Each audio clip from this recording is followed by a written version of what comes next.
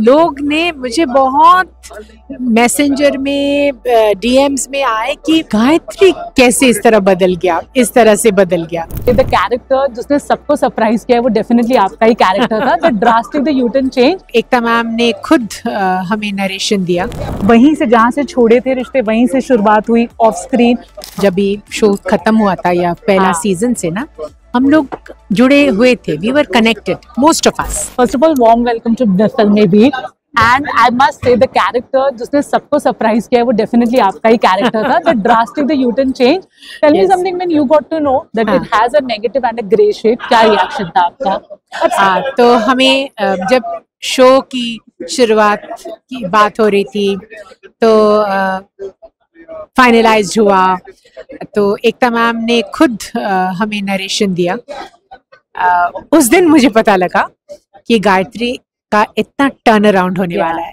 देखिए सीजन 1 में भी गायत्री तुलसी के अगेंस्ट ही रहती थी, लेकिन तभी क्या है ना, सविता, तक्षा, तो गायत्री वो उसमें थर्ड थी, तो हमेशा वो हाँ करती थी, लेकिन इतना अग्रेसिवली नेगेटिव नहीं थी।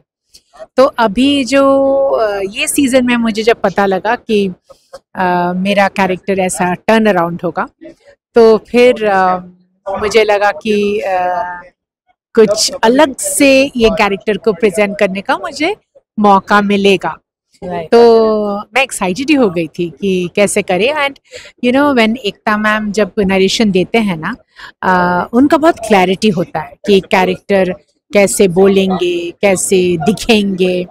तो उन्होंने भी बहुत अच्छे से ये बात हमें समझा दी है कि कैसा उनको चाहिए।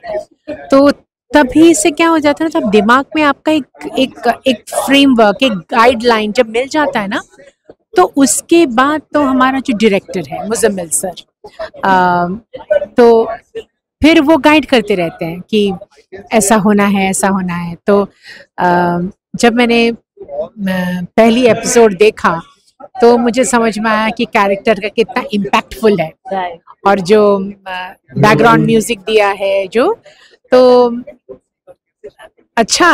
और जैसा आपने पूछा कि लोग ने मुझे बहुत मैसेंजर में डीएम्स में आए कि गायत्री कैसे इस तरह बदल गया, इस तरह से बदल गया।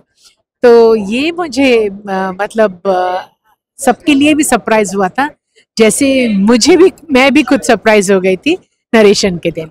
बट उम्मीद है कि जिस तरह से लोगों ने ये पहला एपिसोड से जुड़ गए शो के साथ, और इतने प्यार मिल रहा है, और तो मैं उम्मीद करती हूँ, होप करती हूँ कि आगे भी शो जब चलेगा लोग इस तरह से हमारे साथ जुड़े रहेंगे। सवाल तो बहुत सारे, बिकॉज क्योंकि एक लंबी लाइन है यहाँ पे, तो इसलिए आगे बात करेंगे। इतने सालों बाद मिलना, I am sure on off आप टच में थे, बट वहीं से जहाँ से छोड़े थे रिश्ते वहीं से शुरुआत हुई off screen. It took some time to gel. Anything which you want to say? हम लोग ना, जब भी शो खत्म हुआ था या पहला सीजन से ना, हम लोग जुड़े हुए थे, we were connected, most of us. तो पर्सनल लाइव्स में भी lot of we have been connected, तो इसलिए वो कनेक्ट में कोई प्रॉब्लम नहीं हुआ। लेकिन हाँ, कैरेक्टर के हिसाब से रिलेट करना वो तो थोड़ा 1-2 दिन लग ही जाता है। जब भी आप फ्रेंड्स हो पर्सनल लाइफ में वो अलग बात है, लेकिन आप जब कैरेक्टर से जुड़ रहे हो ना, बिकॉज अभी तो बहुत सारे और भी डायमेंशंस आ गए, नए कैरेक्टर्स जुड़ गए हैं सर। बट हमारे बीच में ना एक बहुत अच्छा कंफर्ट लेवल है।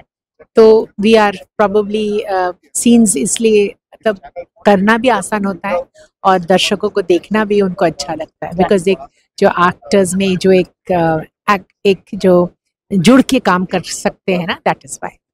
Thank you so much ma'am for the lovely interview, and wish you all the best. Thank you so much. Thank you.